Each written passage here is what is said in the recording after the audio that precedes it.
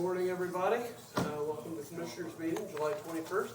Let's stand and do the pledge, and then we'll get to taking roll call. Attendance, please. Johnny Lawson. Here. Tim Meyer. Here. Scott Bell. Here. I pledge allegiance to the flag of the United States of America and to the republic for which it stands, one nation, under God, indivisible, with liberty and justice for all.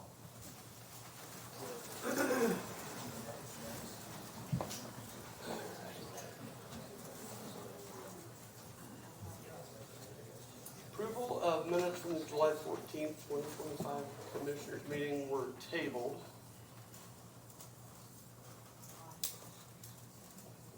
I don't have them. Yeah, you were sent last week. I'm sorry, I didn't see that. It was last Monday. Then I'll take full responsibility for it, I didn't see it, so they'll just table. Okay. Okay, let's move on to the next item, the consent agenda. Any discussion on any of that? I think it's item 4C, having to do with some drains in the jail. I don't want to hold up doing that, but I think it would be in good order that we have a meeting, in the not too distant future, just to have some clarity on what's going on there. But with that, I'll make a motion to approve the consent agenda. Second. All in favor, aye? Aye. Any opposed, same sign. I spoke with the sheriff on it this morning, and he's out of town last week, but, so he's not up to date on that as well, so that's a good move. Old business, resolution 2025-06, a resolution establishing the small purchase policy of Boone County.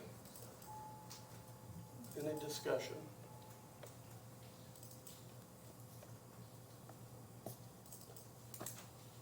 What are the details on that?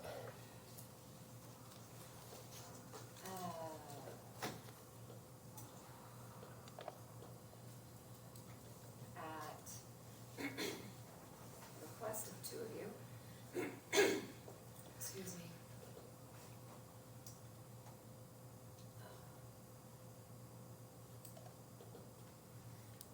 The specifics. Yeah. Perhaps I go ahead and start by saying this is for supplies and equipment only, so non-contract purchases.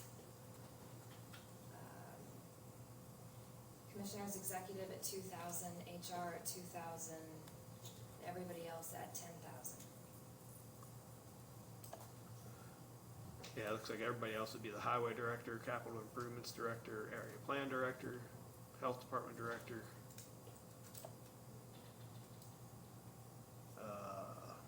I lost my spot. Hang on. Community corrections. Community probation. corrections, yeah, probation director, and then any other county officers, which is basically elected officials.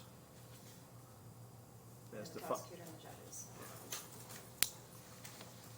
are all at 10,000.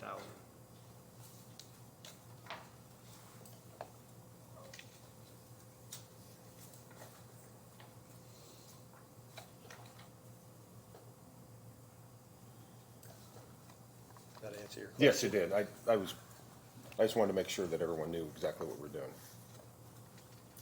Yeah, the document's also available via hyperlink on the agenda for anybody to review. I will make a motion that we approve the small resolution 2025-06, establishing a small purchase policy. Second. All in favor, aye? Aye. Any opposed, same sign. Thank you. Next up, 5B, ordinance 2025-06, an ordinance amending chapter 71, traffic schedule. This is the second reading. Nick? Par.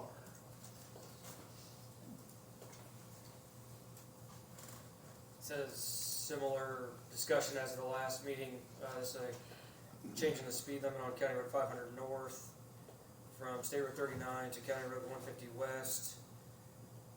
We sent all the traffic data and details to Indiana LTAP. They provided a letter indicating this recommended speed limit be set at 35 miles an hour. It's currently at 40 miles an hour. This was to get an ordinance in place to be able to enforce a new speed limit out there. I think we have to have a public hearing, just that part of this. Yes. Discussion, motion? You have to open a public hearing for anyone from the public to be able to. Is there, as we open a public hearing, does anybody have any discussion on lowering the speed limit to 35? Yeah, I don't know if we need to read it out loud, but it establishes the speed limit at 35 miles an hour on County Road 500 North between State Road 39 and 150 West. It's a one-page document, but that's what it's doing. No discussion? We can close the hearing.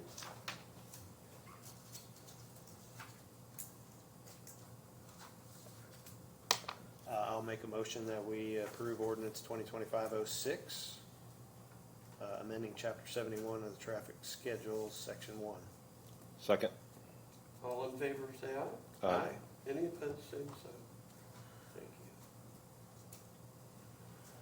you. Next up, new and amended human resources policies. This has been tabled. Amber. She stepped out. There's nothing to speak on. There's nothing to speak on it because it's been tabled. I just don't like the idea of removing something from an agenda that's previously been on an agenda. And I know that Okay. you guys are having further discussions on this, so it's on the agenda just for people to know it still exists. Okay. Any discussion? I'm not sure where she went. There's That's nothing to okay. discuss. She's okay. Entertaining a motion before we vote? It's tabled. It's tabled. There's nothing to discuss. My bad. The next item up is new business, legal issues. I don't have any maintenance or performance bonds at this meeting either. The next item is consideration of request for proposals to obtain bond counsel to renew highway bonds. If I don't speak adequately on this, Nick can probably pinch hit for me to some degree. My understanding is in 2020, we released a series of bonds in order to be proactive with infrastructure needs that the county has. Obviously, the budget that the highway department has is insufficient to be proactive. It was more reactive. The county made the decision 5 years ago to implement a series of bonds. One of those rolls off this year, I believe in the amount of $2 million. So discussions have began about the need for renewing this particular bond. There are scheduled meetings to discuss his budget, projects that are pending. But as part of this, if it is decided to renew this bond, you have to get bond counsel. I'm not certified to do that. It seemed the most efficient and equitable way to release RFPs, to have any law firm with attorneys who are eligible respond. And then we are in the process of organizing an executive session for the commissioners and the council to get together to discuss the responses to that. Since this board will approve the contract, the council will sign the contract. Fair?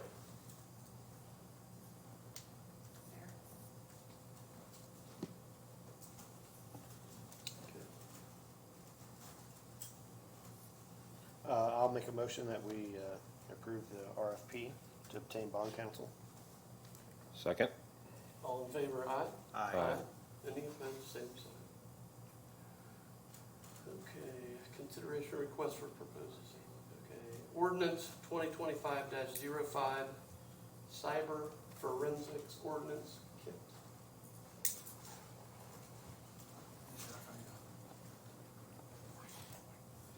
Boone County Prosecutor Kent Eastwood. I'm here today to attempt to establish a non-reverting fund. What this is, just to give a little background, cyber forensics is an area of investigative law that has really taken off in the last half dozen years.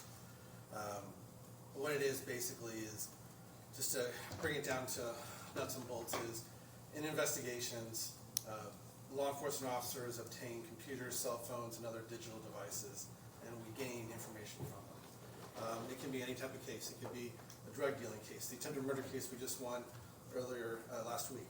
It can be child exploitation cases. It can be just a plethora of different cases. A drunk driving causing death or serious bodily injury.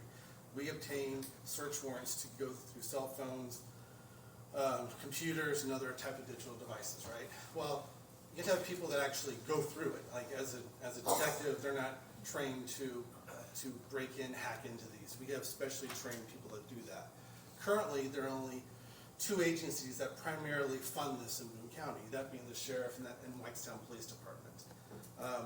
Last year, the team of 2 people examined over just under 1,300 devices. And that's actually a lot. If you think of 2 people examining 1,300 devices. That was up 25% from the year before. So, like I said, it's primarily funded by the sheriff and Whitestown Police Department. My office also helps me with getting some grants. We've met with the other law enforcement agencies, thanks to Chief Deputy Mike Beard and Whitestown Chief Scott Ralston. About a year and a half ago, I kind of proposed this idea of creating some type of way where we all can share the costs, because this is a lot of money. You know, we have first off, you have your regular costs, like for a person, right?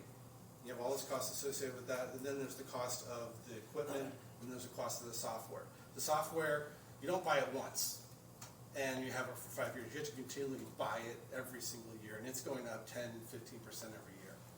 So last year, we spent about $120,000, I think, in total on software, just software alone for these 2 guys to use. And again, that primarily was paid for by the Sheriff's Department of Whitestown and grants that Boone County Prosecutor's Office got. So this is the first step in a mechanism to create a cyber unit, a county-wide, where all 4 agencies are sharing the costs. So this is the first step in that. We're working on MOUs and things like that, but the idea behind this initially for the first year or so, hopefully, is that we're going to start sharing some of the non-personnel costs, right? So the cost of computers, if we need to buy more computers, monitors, and also the software. So what would happen is each agency would dump $25,000 into this for the year, $30,000, and initially my office would just pay the bills. The idea being eventually, over years, this unit, there'd become a natural leader, whatever agency that would be. Eventually they would take this over, or it would go into theirs, but just to get this started off the ground, my office would be the one that gets the bills and then pay them from this money. So, any questions? That was a really, really simplistic kind of explanation, and I can go into a lot more detail if you want. I understand from the past that we have to do this. This is incredibly important for law enforcement to be able to do this. And it's a way that all 4 agencies come together and share the cost. Right. That's the main thing, right? Yep. That we're trying to accomplish. That we I'll all have. break it up equally. Yeah. I would echo what Ken's saying, it's invaluable to have it for the county in-house, so we don't have to send it out, because we'll admit, you know this, waiting all that time to get back. Right. Yes. With that, oh, sorry, go ahead. I was just gonna say, this is just setting up a fund. Yeah, just setting up a fund. Yeah. We're not, yeah.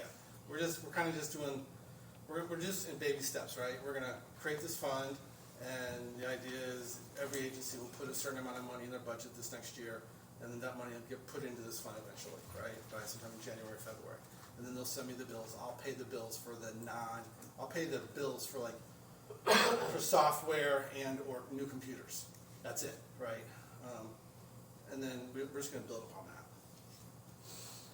that. I think it's a great idea, so I'll move to approve the Wait, we have to have a public hearing, oops, and it's I'm getting an ahead of the ordinance, so schedule. it has to be done in 2 readings, but he's requested that we suspend the rules, so you have to hold the public hearing, suspend the rules, and then vote. Thank you. Sorry. I was trying to get ahead of schedule I respect that. in an I was illegal right way, there. so. I was right there with you. So then we need to set up to have a public hearing. I've already advertised it. You can do all of it today, we just have to do it in the correct order, so if we can call Okay. for a public hearing. So okay, there we go. So right now, I'd like to call for a public hearing. Is there any comments on Kent's proposal? Having heard no comments, we will close the meeting and You vote to suspend the rules to hear this in one reading. vote to suspend the rules so we can hear this in one reading. So moved. Second. All in favor, aye? Aye. Any opposed, same sign. Thank you. Now you can vote on the actual ordinance. I need to make the motion for the ordinance 2025-05, cyber forensic. I'll second that motion to approve. All in favor, say aye. Aye. Any opposed, same sign. I think we got it, Thank you. See, it took us 30 seconds longer to take care of that, so. like a fly swatter.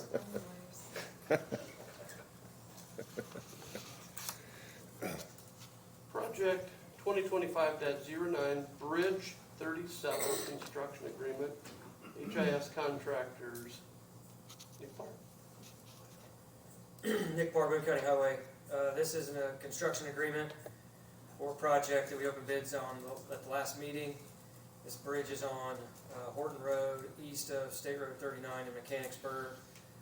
Similar project, it's a preservation, rehabilitation type project that we did on Bridge 17 last year. So remove some of the concrete off the top of the deck and place new concrete, do some approaches, fix a couple other items that are listed in the bridge inspection report. So the request is for the execution of this agreement. The total amount is $236,524. This will be paid for out of funds that are already appropriated in the bridge preservation line in the Cuban Bridge Fund. We designed this project in-house using the format that we had done on previous projects. Saved a significant amount in design. We're able to get it to construction pretty quickly, but opened the window for construction so we could get a good price and a lot of bids. So far to this point, it's been successful. It's been under estimate. Just requesting execution of the construction agreement. I'll move to approve. Second. All in favor, say aye. Aye. Any opposed, same sign. Next up, project 2024-08, Liquid Road Construction Agreement, Hasco Inc. Liquid Road is a new to us preservation treatment on blacktop roads. Typically, this will be something we would use more in a subdivision. It doesn't add a lot of material to the existing blacktops. It doesn't impact drainage in a curb and gutter type section. But this treatment's been around for a number of years. We saw it several years ago and wanted to see how good it did, wear and tear wise. We were able to send out quotes, request quotes for this project due to its expected amount. We sent it out to 4 different contractors, received 3 responses and 2 submitted a bid. This will be for applying Liquid Road to Hunt Country Lane, Cheval Route Court, and Beck Lane. The total amount of the agreement is $105,843.63. This will be paid out of road preservation appropriations, which are in various funds. We do road preservation out of general fund, MVH, local roads and streets. So it depends on what funds are available and which fund we get to. So money is already appropriated, no additional expenses anticipated. You said Hunt Country Lane, Cheval Court, and what was the third one? Beck Lane. It does include some milling and resurfacing as part of the project. We had a bad spot in the asphalt that wasn't suitable for Liquid Roads. We're going to have the contractor remove the asphalt that's already deteriorated, place new asphalt. There's a limited amount of crack sealing as well. It's just a method to be able to protect and extend the life of the pavement so we don't have to mill out the asphalt and replace it, which is a lot more expensive. Is that material like a sand with tar, or is that what? Yeah, so there's It's solids on? in it. It's a variety of a mix of it's reinforced asphalt emulsion. It's got polymers.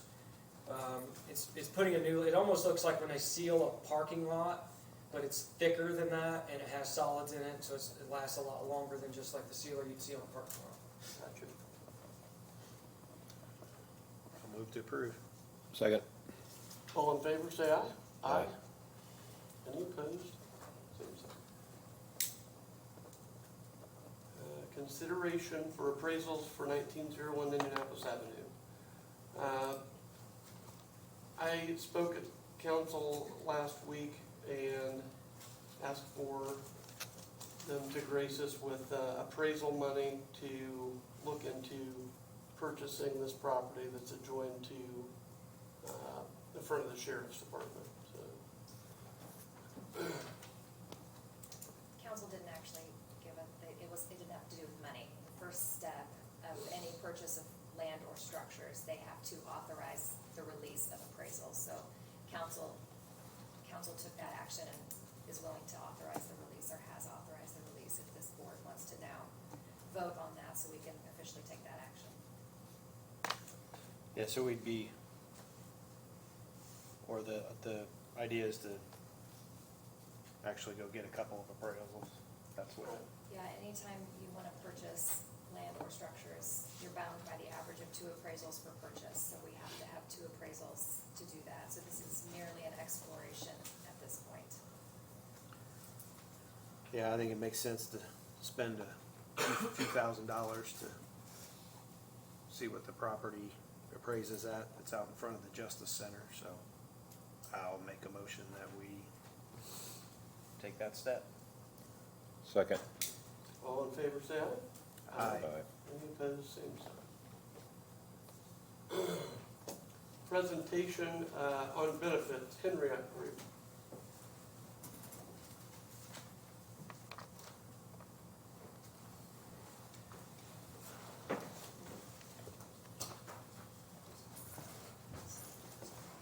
Good morning.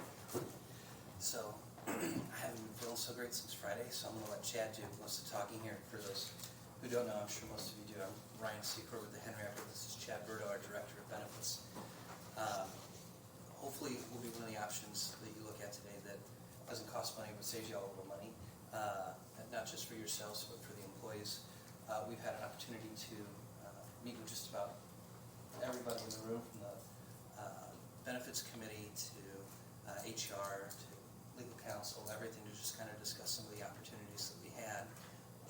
So we're here to answer any questions that you may have, and just kind of go through more or less some of the optional opportunities that we think that would help produce significant savings opportunities for the county as well as its employees next year as the benefits program progresses. And we're talking about the major medical employee benefits program, for those who do not know. So, with that, I'll take it. Yeah. All right. Thank you, commissioners. Over the past couple months, we've spent hours kind of looking at some of how the Boone County's health plan, prescription drug plan, and other ancillary programs are set up today for its employees and their families. As the cost of healthcare rises here in the state of Indiana, I'm sure we've all seen a lot of headlines. It's been a major push in legislative sessions to ways to kind of control healthcare costs. And while we can wait on legislative action, we believe some of the times the best action is for employers, municipalities, towns, cities to kind of take action for themselves and do the best they can with what they have currently. And so what we've done is we've kind of ran an analysis on some of the information provided.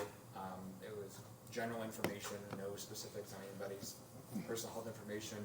But high-level claims information, to see other programs out there or things that maybe are not being implemented today that can, one, most importantly, be good for the people and employees of Boone County and their families, but also ways that maybe are we overspending in certain areas, or other ways that we can optimize the Boone County employee health program to also save money for the county.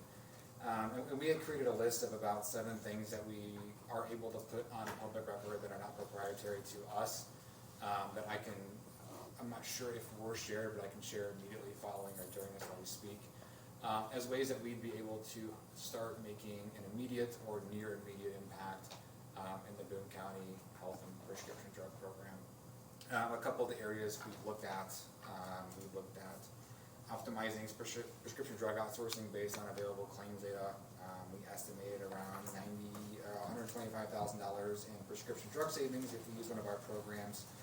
And using that program, we also estimated that employees who opted to use it would put $8,000 back in their own pocket day savings. So hopefully improving drug adherence, health, while also saving the county money. We evaluated the stop loss program that is being purchased today, and how it's being purchased. So right now, Boone County is purchasing their stop loss insurance as an individual. So they're working kind of direct with a single company as a 200 and something employee organization and buying directly from insurance. One of our programs, we recommend buying using a stop loss consortium, which kind of gives you more buying power, longer term stability, and in year one, at the time of the analysis, we were able to provide around $98,000 of premium savings for the exact same coverage. We operate what we call a net zero health plan, which encourages individuals on the Boone County program to opt in who maybe are dual family incomes, to opt into another insurance program in which Boone County would then pick up all of their out-of-pocket expenses rather than paying all of the claims expense. So you're kind of inversing how claims are paid today. Meaning, I go to the doctor, I spend my money on my out-of-pocket. The way your plan is set up, Boone County then picks up the rest as a self-funded employer. We kind of flip that on its head. And so the benefit for the member is they get essentially free healthcare coverage. The benefit for the county is they then save on the claims costs. The whole family enrolls, there's more savings than if just one single employee enrolls. But we estimated per individual that enrolls around $7,600 in savings per year for each individual, around $25,000 per family that would enroll. So again, that kind of depends on the enrollment, but the more enrollment we get, the better it is for the people, the better it is for the county. We have access to a charity-based care program that kind of helps individuals who may be going through a tough medical diagnosis. I know we all probably know someone who's had a cancer, dialysis, other complex condition. While it's tough on your health, it's usually tough on your pocketbook as well, unfortunately.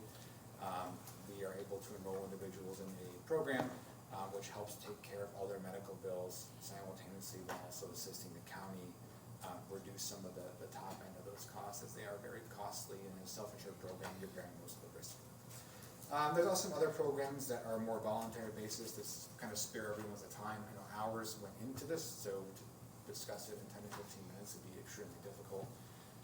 But our goal is ultimately, if we were to work with the county, is to, one, based on the information we have now, some stuff that can be non-public that's proprietary to us, would be to help the county, one, save money for its employees, two, improve the health and access to healthcare for its employees, and three, also relieve the county of potential budget. As we know, this is a very expensive budget item, with staffing employees, and it's not unique to just the county here as well. With that, I'd just like to say thank you for your time and open up to any initial questions that you may have. Just a few quick things. Sorry. So I myself, I would be the broker for the program, right? He would manage the day-to-day smarts, all the brains behind the operation. The way that works, I represent about just under 24 public entities across the state, cities, towns, counties, and schools. So these are not unique items.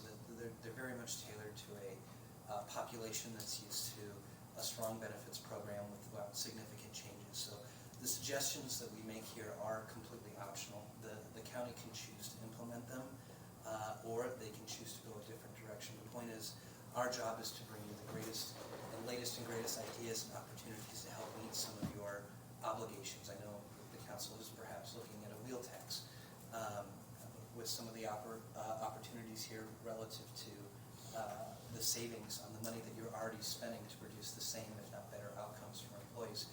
Perhaps there's an opportunity for us to reroute that. I'm not entirely sure where the wheel tax is financially, but the point is, we see a significant chunk of dollars, hundreds of thousands of dollars that are being spent unnecessarily every year, not just by the county, but the employees collectively. So if we were to operate within that program where employees would move to their spouse's insurance, it is effectively cheaper for the county to cover that cost for them and their family at 100%. So whatever comes out of their paycheck every 2 weeks to get onto that program is essentially covered by the county instead, because there's a significant cost difference and the associated risk from an actuary standpoint having those employees on this plan relative to this plan. So, and then there are just many other things that I think that we can look at here and say, how do we scrounge back these dollars and cents so that we can maximize the investment into our people and maximize the investment into the taxpayer dollars that we're putting into this program. Everything from the major medical to the stop loss insurance, which is insurance for your insurance, your employees don't see it, to even the compensation models. I think we see opportunities for a reduction in cost next year into 2025 so that y'all can put that money into better use and your folks can feel like there's a real benefit to the program in its totality. So. Any questions? Thank you very much. No, we appreciate your time. We're trying to be good stewards of taxpayers' money while, also helping out your employees here as we know that they keep the county moving. I'll just comment real quick. This has been presented to Insurance Committee, and I know there's been a lot of conversations in the room. This relates to data that was originally, data and analysis that was originally proposed last year in 2024, but was initiated, I don't know, around April, something like that this year. And last year we did receive multiple notices from people to have this data and analysis done before the contract was executed. We received notices in June, August, and ultimately on September 15th, specifically telling us not to enter into a contract until this data and analysis was performed. And ultimately, the contract was signed on September 16th, the day after receiving the third notice. So, just to talk some specifics about the plan, I've heard this information a number of times in the Insurance Committee, and so just to highlight a couple of the things that were presented, there's two really simple things, just how prescription drugs are bought that would cost us less and also provide benefit to employees. It was mentioned $125,000, and then if we just handled our stop loss insurance differently, Chad mentioned one thing that was $98,000, but there's a number of other things related to how that's done that could bring the savings up to about $150,000. So those are just two things that could result in $250,000 or more savings. And then, of course, he mentioned some other optional programs that, again, would reduce costs to the county. It's all based on, participation. So it's optional, but there's potentially hundreds of thousands of dollars of savings additional there. And I've been asked, is there an example where something like this has been done? And there's never 100% apples to apples comparison, because what we're doing now isn't 100% comparable to what some other government entity is doing. But Whitestown has switched to a similar plan, and you guys can maybe talk about that a little bit if you want, but there was some initial savings, and then Whitestown has continued to grow their employee base. I think they're up to about 170 employees or something like that. And when they switched a few years ago, I think they may have had around 140 or something like that. They're adding around 10 employees per year, but they saw some initial savings, and then their costs from year to year are basically stable, even though they're growing. So I can speak to that a little bit. So Whitestown is one of our clients, and they were, I would say a lot of municipalities are in a similar situation. How do we create the best possible program for our people without kind of blowing out the budget? And so they took a lot of the recommendations that we have for you today, and while no two groups of populations are exactly the same, they took a lot of our recommendations in year one. In year one, they reduced their costs by about 20%, and since then their costs have grown only about by 2% per year on average. And so when you kind of look at that compared to maybe national average or state average, which is costs are growing 7 to 10%, quickly adds up and compounds over time. In addition, with many of those savings, they've been able to improve the employee experience. So they put in things like a direct primary care clinic, so public safety and their civilian employees are able to get 100% free direct primary care along with free generic medications. If they use the local surgery center around here called Loveridge, which is a high-quality surgery center, members are able to get free outpatient care. So again, trying to help protect employees' logBooks while also providing great care. They provided a free physical therapy benefit, especially advantageous to, utilized a lot by public safety, just due to the nature of the job and the physicality. A lot of times you're getting dings and kind of muscle strains or things like that. So by eliminating any financial barrier to getting high quality physical therapy, able to improve quality of life while also keeping benefits good for employees as well. And those are some of the things that we've been able to do, including the free drug program, so members should opt in or saving money on their medications. And you kind of stack these things together over time. Yes, year one cost reduction is always great, but also then over time being able to really, lower that increased threshold and create a quality plan has been really good for them. And many of their employees, have been well off of the past couple of years. The past 4 years, they haven't passed. Employees have paid the same cost for health insurance since we started working with them.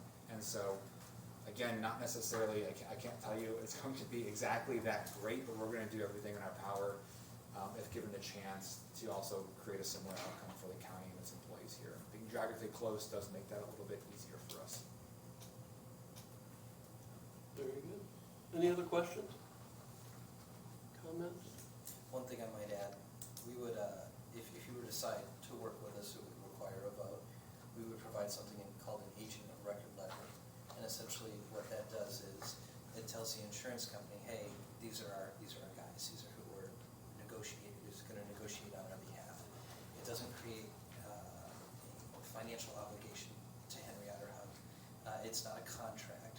So if you decide, hey, 6 months from now these guys were full of it, you'd be welcome to leave and move along. We're an eat what you kill organization, meaning that we believe that the work is first and foremost for our clients, and so you shouldn't be bound to us, especially with taxpayer dollars, if you're not satisfied with the work. So if you want to give us an opportunity to show you what we can do for the 2026 renewal, we would ask that that happens sooner than later so that we have a sufficient period of time to collaborate. I mean, of course, we could do this in December, but it would be more like, hey, this is what we need to do, rather than, hey, this is what you should do, and we should buy into it and explain it to you, because it's insurance and it's confusing. So we would like a sufficient period of time to make sure that everybody understands the correct direction that we're going and has the appropriate buy-in, so it doesn't feel rushed or harsh throughout that process. But with that said, we're here if you need us, and we look forward to hopefully working with you. All right. Thank very you. much. Appreciate it.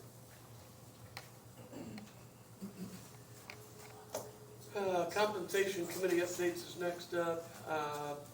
We had a meeting last week, I gave an update. We've not had a compensation committee meeting since, so we have another one scheduled. So next meeting, I'll probably have a little better update than today. So we'll move on to insurance committee updates for Commissioner Byer. Yeah, I don't really have any further update beyond what was just kind of presented, kind of shows you what's been going on there. Okay. Brings us to staff reports, Area Plan Commission. Anything? Capital Investments Facilities, I don't see that. Health Department. Highway Department, Nick? I can always count on you, Nick. I just have one request. It's in the packet for signature of signing the signature page for Bridge 162 replacement. I don't think it requires a vote. It's just a signature on the front cover page that we have to submit. A consultant card to submit that. At this stage of the project, it's going to letting in December, but just want to let you know, included that in the packet so it can get signed. Thank you very much. Human Resources. Actually, do have an update. So this afternoon, I have a kickoff call with NeoGov for the new modules. So we will be working on the benefits one first with open enrollment being scheduled in October. So we can move those over, and then I will begin the timekeeping. Good deal. Thank you. IT support. Communications. Let's see over here. 4-H fair. Andrea's online. I am on the call if you can hear me. I can hear you. How's the fair going? Just a quick update. I am not there because I am at the fair. I hope to see all of you here. We officially opened our first day yesterday.